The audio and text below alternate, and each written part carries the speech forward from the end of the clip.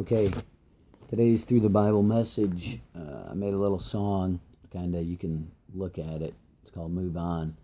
It clipped it at like 2 minutes, but it kind of went on, was a little better than that. But, we could title this one, Don't Cry Over Spilt Milk. There's a lot of idioms in the English language, like you're pressed for time, don't cry over spilt milk, it's a small world. All those things that in a little sentence mean other things, and don't cry over spilt milk. Man, you know what that means, right? If something happens, you can't sit there and cry over it and weep over it, spend your whole life agonizing over it. I took a social psychology class, and they said that there are people, and this was a crazy, weird way of saying it. They said entrepreneurs and successful people, they had one thing in common. They didn't, this is an interesting way to say it, they didn't engage in counterfactual thinking. Counterfactual thinking is counter to the facts. If I had done this, if I had done that, if only this, if only that. That's not the facts. So you basically just go with what the facts are. But if they're bad, leave them there and move on. So we're going to jump right in. This is kind of a big chapter, but it's Philippians chapter 3. And Paul, the apostle, this verse is quoted a lot of times, in the one in the middle, which talks about, I do this one thing. I forget about the past and I press on toward the goal.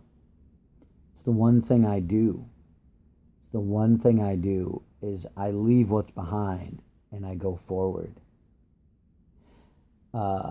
Philippians 3 verse 12. I don't mean to say that I've already achieved these things or I've already reached perfection, but I press on to possess that perfection to which Christ Jesus has possessed me. Leaving those things behind, I press on and I move forward.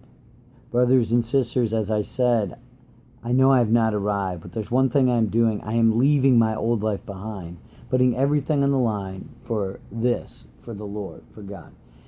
If we start right in the beginning, he says, it is time I wrap these things up. Philippians chapter 3, verse 1. It's time I wrap these things up. My brothers and sisters, rejoice in the Lord. I don't mind writing these things over and over to you, as I know it keeps you safe. Watch out for the dogs, wicked workers who run in packs looking for someone to maul with their false circumcision, dietary regulations.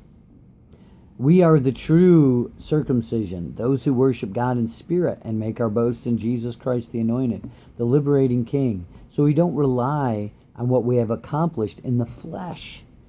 If any try to throw around their pedigrees to you, remember my resume, which is more impressive than theirs. I was circumcised on the 8th day, as the law prescribes. I was born of the nation of Israel, descendant from the tribe of Benjamin. I am a Hebrew born of Hebrews. I observe the law according to the strict piety of the Pharisees, separate from those